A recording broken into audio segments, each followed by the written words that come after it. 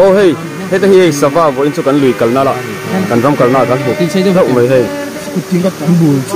anh khôi lại chốt nghe mình hey anh mùi à hey anh trôn à hey chốt thì đâu mình anh mar bố đã hiền anh thil tăng à hey khôi lại anh trôn à hey cần thật đôn nè lâu ta ha cần sản xuất đôn thì anh hiền cần sủa gì này nắng anh mít phố ở mặt luôn áo thốn thế mà nhìn gì ngã cần mình lâu ta anh đi à anh sava nghe đi khá thầu anh đi thầu chốt kèm thầu đăng tiêm mà sẽ thầu ông thầu anh lâu thiếu zoom in liêm gì chú nè thiếu zoom in hồi là thì khá nên alcohol mà bây giờ sốt mày hay bây giờ cô thầu về thì lúc nữa khá về cô hủ đâu hết tiền khá ô cần chuaเลยđó thì hiện nên liêm tên này liêm là vắt thổi thì đó rồi khá hiu hủ nhiều đó tụi tôi mua thì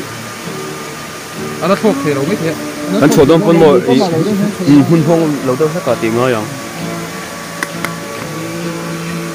rồi liền đâu cũng tuổi khá hi cần mình để cho đi nó hủ rất là sướng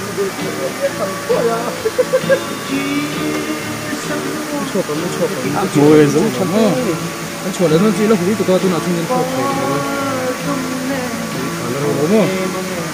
thì đây sờ vào sờ vào mình tụt qua nên hay anh tuồng nôm nét à cái chân chùa là ngoài nó sắp thật mày khá muông tổ thế mày hay chết vật vật này đó này hay anh chuồn thế mày bắt tay chuồn